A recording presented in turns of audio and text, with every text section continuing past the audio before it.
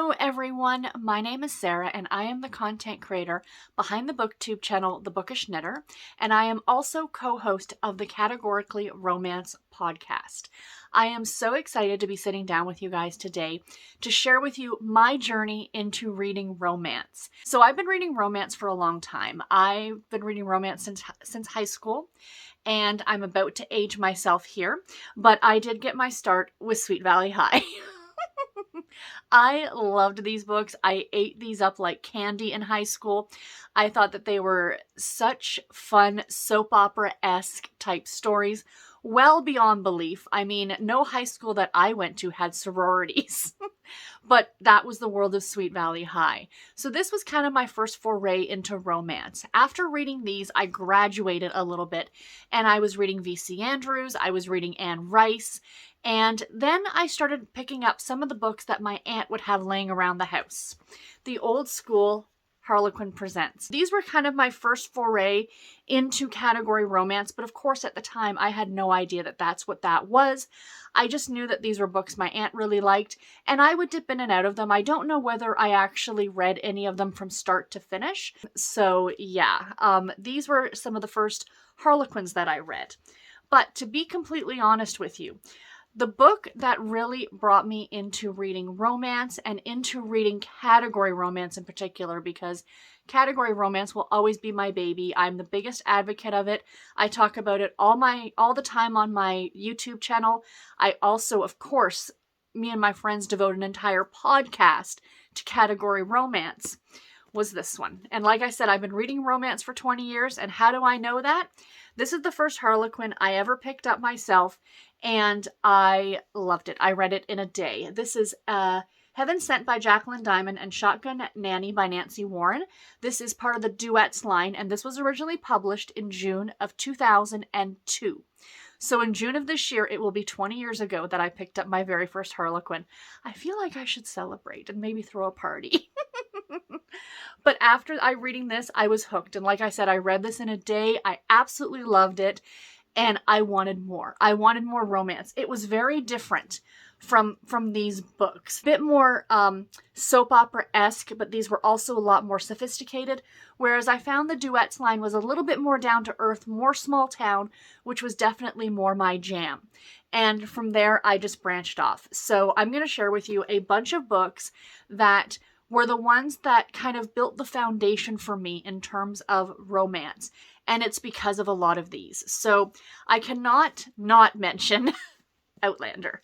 Outlander is one of my favorite books of all time. This I read, oh my gosh, I can't remember how many years ago the first time I picked it up, but I have read it about 4 or 5 times since. So yeah, I love this one. There's a lot more than just romance in this. It's also a little bit of sci-fi, fantasy, historical fiction, but definitely the romance between Claire and Jamie is at the heart of this story. Debbie Macomber. You can't do one of these videos without mentioning the great Debbie Macomber. 16 Lighthouse Road is the one book I have here. This is part of her Cedar Cove series, and this series is absolutely delightful. If you're a small town romance reader like I am, this is definitely what you're going to want to pick up. My first foray into historical romance was The Bridgertons with The Duke and I by Julia Quinn. I loved this. I read this, well before the Netflix show came out. I've read through the entire series, I think, twice. My favorite book is actually The Viscount Who Loved Me, which is book number 2, which is this season of The Bridgertons that is based off of. But Julia Quinn was my first for historical, and I'm so glad because she is brilliant. She can do witty banter, like nobody's business, and I love her books. Back to a bit of the category romance, if you will. Not long after picking up this one, I came across this book, and I was unfamiliar with the American romance line at the time, but these were the epitome of small town romance, and I loved this line. But this is the first one I ever got, and it's called Jackpot Baby by Muriel Jensen. I actually rebought a copy of this because I don't remember what happened to my original copy. But this is the first in a series called Millionaire Montana. These are all available, I believe, digitally if you wanted to pick them up. It's about a group of friends in a small Montana town who win the lottery, and then what happens to each of them. And like I said, this was my first American romance, and I loved it. I absolutely loved it. I loved the Western setting, the whole cowboys, ranchers, small town, totally my jam. Absolutely loved it. Another author that I fell in love with at this time period was the great Cheryl Woods. Cheryl Woods is fantastic. This is the first book I ever read by her. It's called Flamingo Diner. This is a romance, but I'd also classify it in that gray area between women's fiction and contemporary romance. So this definitely deals with our main character. She comes home to deal with, I believe, if I'm remembering, it's been a number of years since I've read it. Her father passes away, and she is helping her mother run their cafe in this small Florida town called the Flamingo Diner.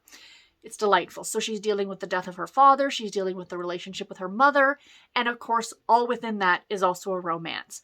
I love this book. I tell people about this book all the time. It was the first book I ever read by Cheryl Woods, and it was absolutely fantastic, and I highly recommend it. I love Susan Mallery, Chasing Perfect. This is the first book in the Fool's Gold series. This is a long-running series about a small town in the Sierra Nevada mountains of California, and this first one is about our main character named Charity, and our male lead's name is Josh, and he is a bicycle rider, Tour de France type of bike ride. Like, he is a professional bike rider, and he lives in this small town, and Charity is new to town, and they meet, and it's their romance, and it's wonderful. The small town atmosphere of Fool's Gold just makes me happy. I want to move there. Like, it's one of those towns that Susan Mallery has painted such a great picture of, that you can absolutely picture this town as being a real place. And last but not least, one of my favorite books of all time. I have reread this book at least a half a dozen times. It's one of those books that I turn to when I am sad, when I'm having, a bad day. I will even just flip to certain passages in this book, and that's The Best Man by Kristan Higgins. This is one of my favorite books by her. This one and Just One of the Guys, which I don't have a physical copy of. I have it digitally. But this book is about Faith, our main character.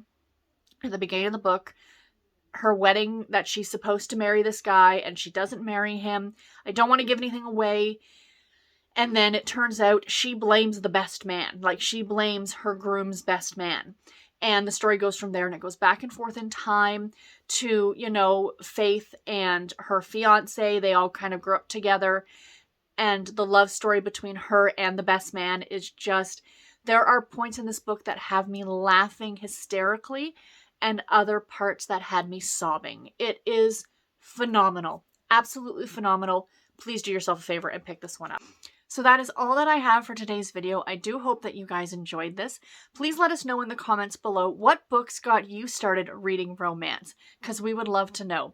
And be sure to follow Harlequin here on YouTube. Hit the like button and subscribe for future videos. And also be sure to follow us on Twitter and Instagram and TikTok. And until my next video, everybody, take care and happy reading. Thank you all so much for watching. Bye, guys.